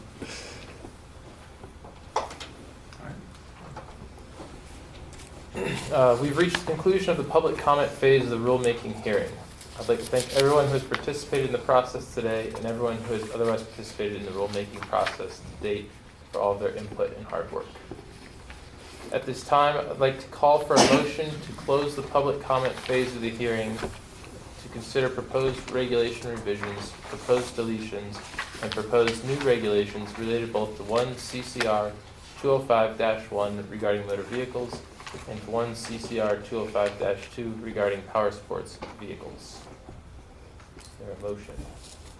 I'd make a motion. I, Fletcher Flower, hereby move that the board close the comment phase of the rulemaking hearing on the proposed new and revised rules and proposed deletions of current rules that were given public notice by publication in the Colorado Register, Volume 42, Number 18, on September 25th, 2019, under tracking numbers 2019-00536 and 2019-00537, and is set out in the record for board review for this October 15th, 2019 rulemaking hearing.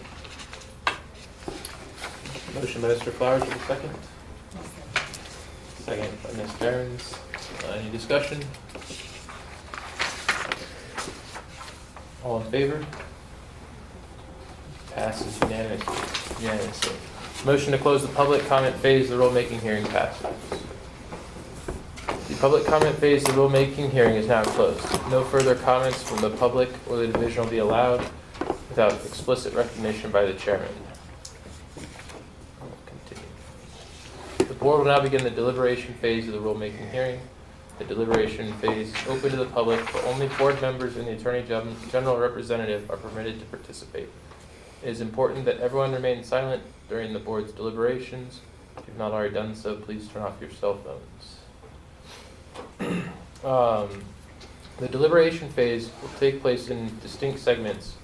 Each segment will involve the board's discussion and determination on the regulation or regulations making up the particular segment. At the conclusion of a segment, the board will vote on the regulation or regulations comprising that segment. A separate motion and vote will occur for each regulation. Today's hearing includes both motor vehicle-related regulations and power sports vehicle-related regulations.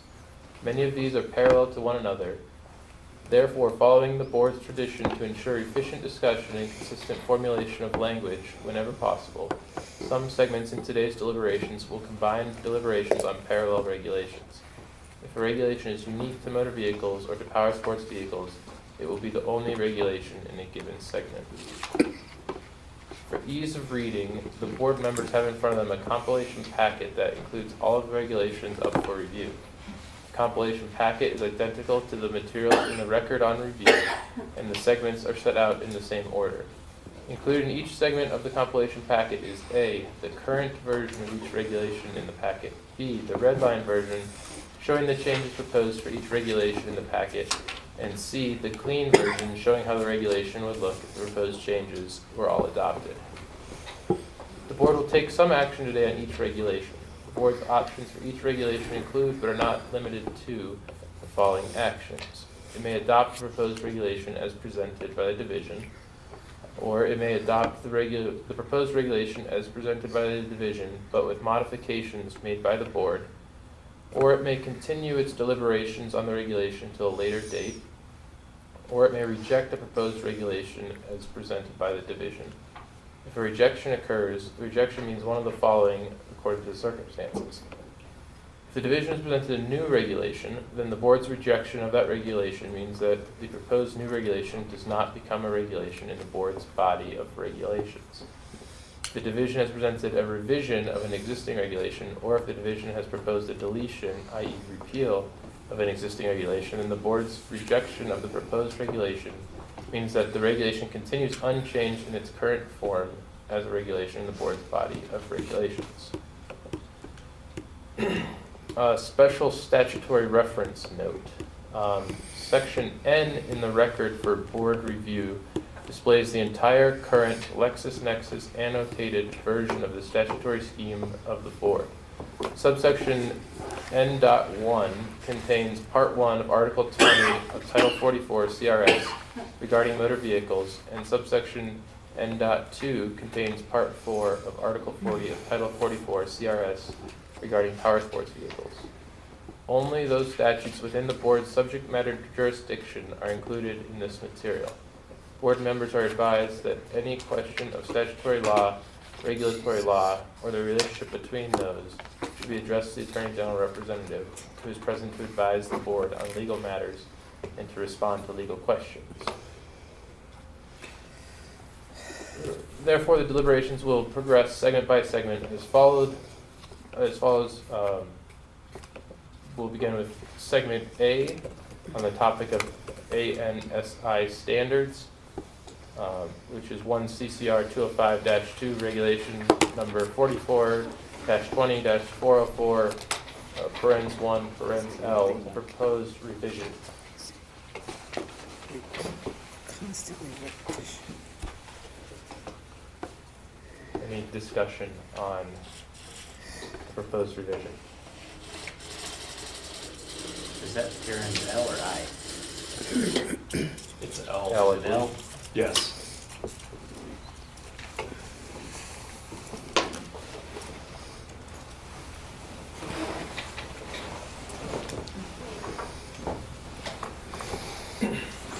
Should I make a motion? Yeah, there's no discussion, we can make a motion yet.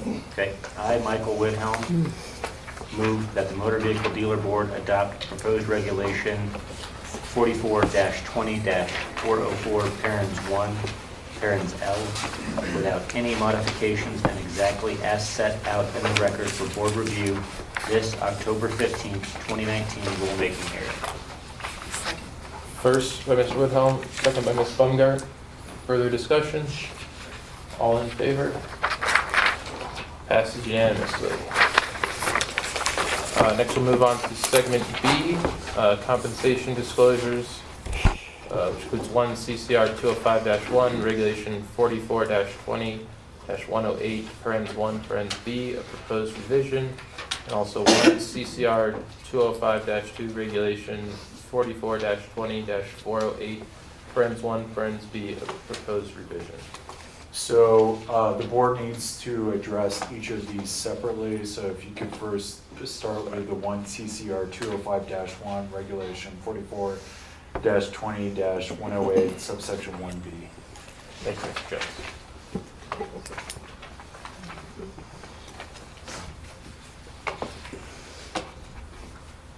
Didn't have anything.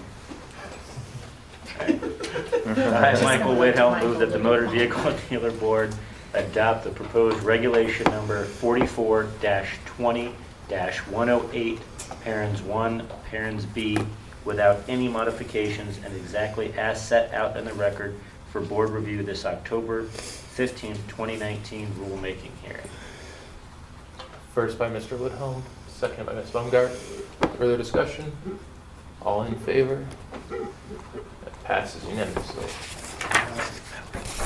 Now we can move on to 44-20-401, parens 1, parens B.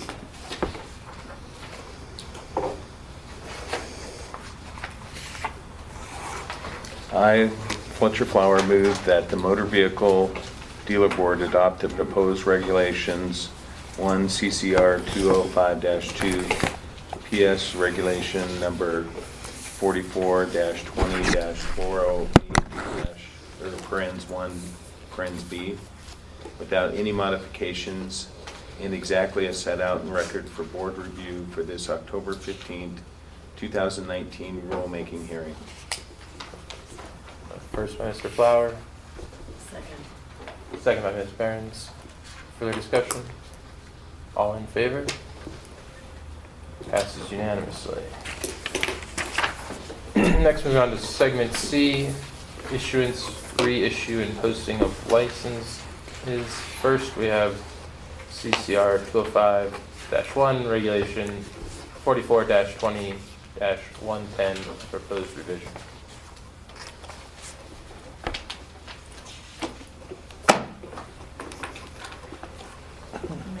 I, Carrie Baumgart, move the Motor Vehicle Dealer Board adopt the proposed regulation 44-20-110 without any modifications and exactly as set out in the record for board review for this October 15th, 2019 rulemaking hearing. First by Ms. Bumgart, second by Ms. Behrens. Further discussion? All in favor? Passes unanimously. Next, CCR 205-2, regulation 44-20-410, a proposed revision.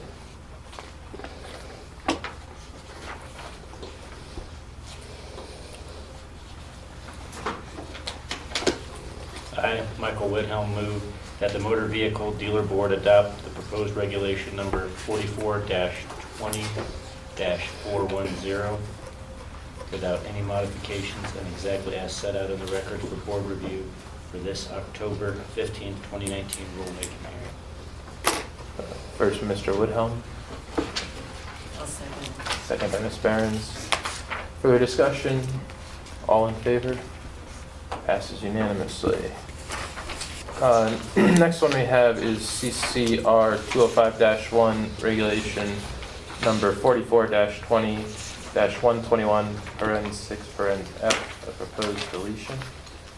And this is going to be script E if the board so chooses to make such a motion.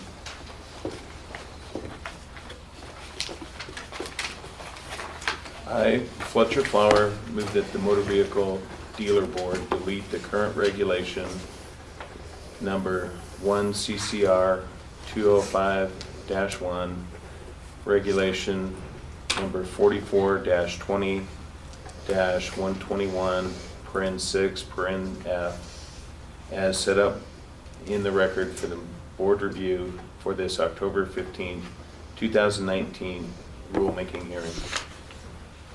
First by Mr. Flower, second by Mr. Woodhelm. Further discussion? All in favor? Passes unanimously. Next, we have 1 CCR 205-2, regulation number 44-20-420, parens 5, parens F, a proposed deletion. I, Michael Woodhelm, move that the Motor Vehicle Dealer Board delete the current regulation number 44-20-420, parens 5, parens F, as set out in the record for board review this October 15, 2019 rulemaking hearing. First I by would Mr. second. Woodhelm, second by Mr. Flower. Further discussion? All in favor? Passes unanimously. Okay, we'll be moving to segment D, reporting criminal convictions. The first one is 1 CCR 205-1, regulation 44-20-121, a proposed new rule.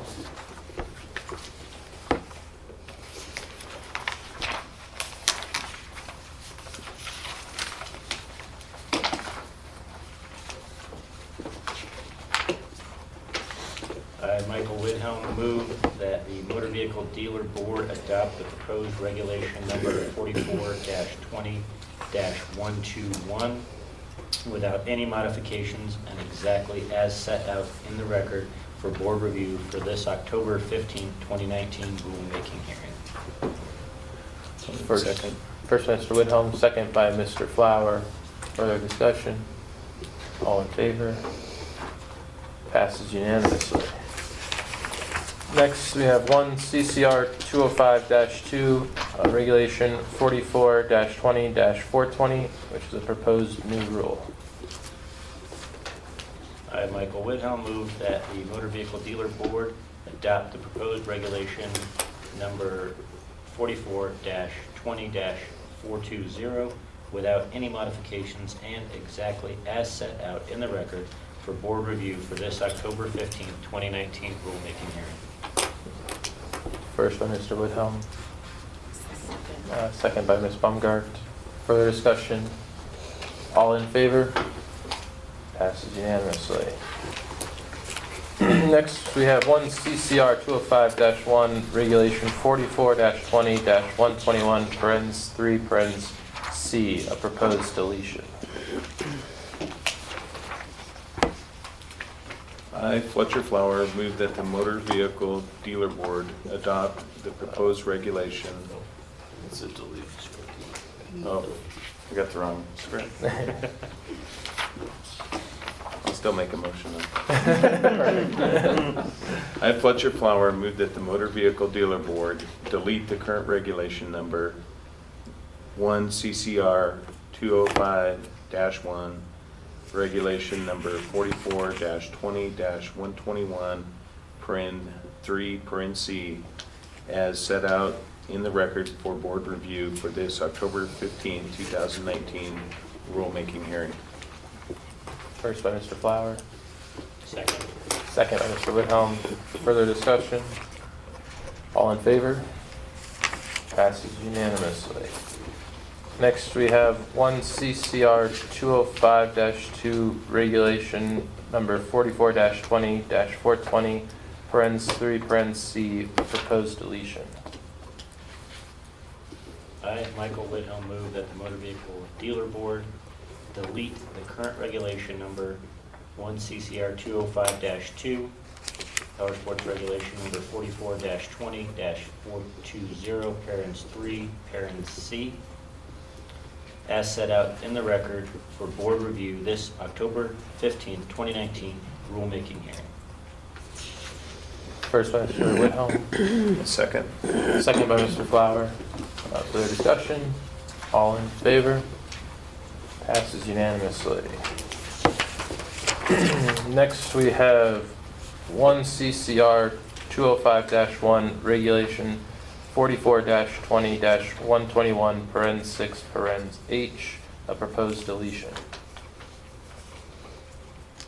I, Fletcher Flower, move that the Motor Vehicle Dealer Board delete the current regulation number 1 CCR 205-1, regulation number 44-20-121, parens 6, parens H, as set out in the record for board review this October 15, 2019 rulemaking hearing. First by Mr. Flower, second by Ms. Baumgart. Further discussion? All in favor? Passes unanimously. Next is 1 CCR 205-2, regulation number 44-20-420, parens 5, parens H, a proposed deletion.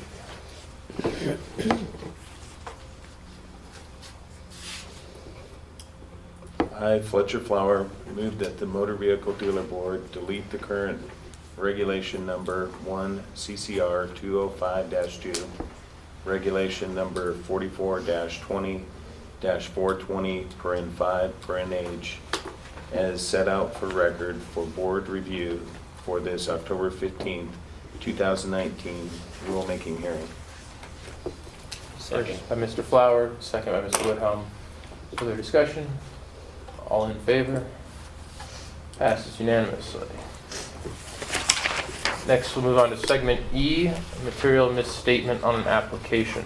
First one is 1 CCR 205-1, regulation 44-20-121, parens 3, parens A, a proposed revision. I, Michael Whithelm, move that the Motor Vehicle Dealer Board adopt the proposed regulation number 44-20-121, parens 3, parens A, without any modifications and exactly as set out in the record for board review this October 15th, 2019 rulemaking hearing. First by Mr. Whithelm, Second. second by Mr. Flower. Further discussion? All in favor? Passes unanimously. Next, we have 1 CCR 205-2, regulation 44-20-420, parens 3, parens A, a proposed revision.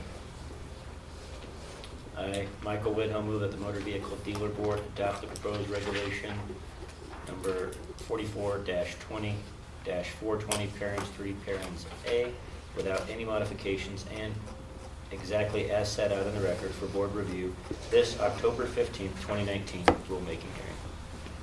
First by Mr. Whithelm, Second. second by Mr. Flower. Further discussion? All in favor? Passes unanimously. Next is 1 CCR 205-1, regulation 44-20-121, parens 6, parens A, a proposed revision.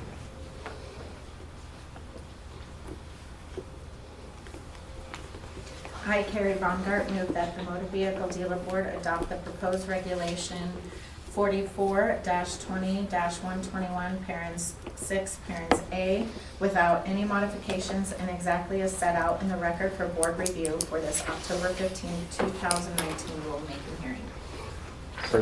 First by Ms. Baumgart, second by Mr. Walsh. Further discussion? All in favor? Passes unanimously. Next, we have 1 CCR 205-2, Regulation 44-20-420, parens 5, parens A, a proposed revision. I, Carrie Baumgart, move that the Motor Vehicle Dealer Board adopt the proposed regulation number 44-20-420, parens 5, parens A, without any modifications and exactly as set out in the record for board review for this October 15, 2019 rulemaking hearing. First by Ms. Baumgart, second by Ms. Behrens. Further discussion? All in favor? Passes unanimously. And we have 1 CCR 205-1, regulation number 44-20-121, parens 6.5, parens A, which is a proposed new rule. You know, we didn't talk about this, but this is a new class of license, right? Or did we talk about it? We talked about it a couple times. Yeah. Okay.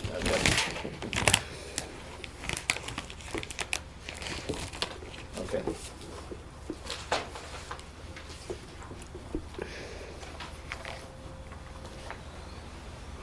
I, Michael Whitcomb, move that the Motor Vehicle Dealer Board adopt the proposed regulation number 44-20-121, parens 6.5, parens A, without any modifications and exactly as set out in the record for board review for this October 15, 2019 rulemaking hearing. Second. First by Mr. Woodhelm, second by Ms. Behrens. Further discussion? All in favor? Passes unanimously.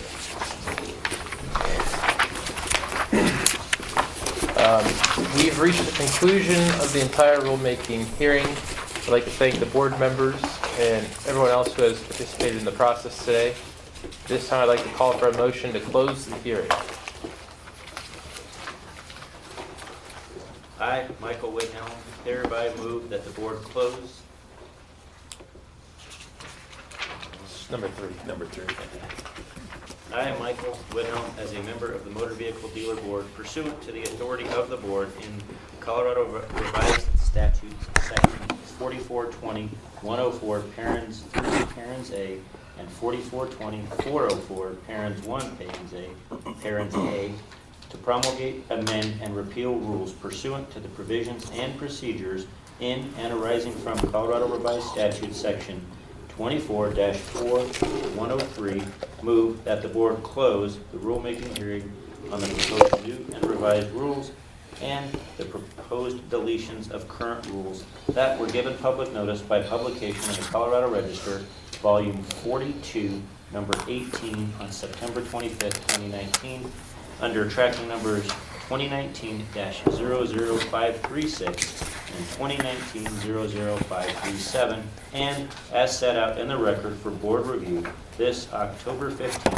2019 rulemaking hearing. Motion for Mr. Woodhelm, Second. second for Mr. Flowers. All in favor? Passes unanimously. That is everything. The time is 3:31. I hereby declare this rulemaking hearing closed.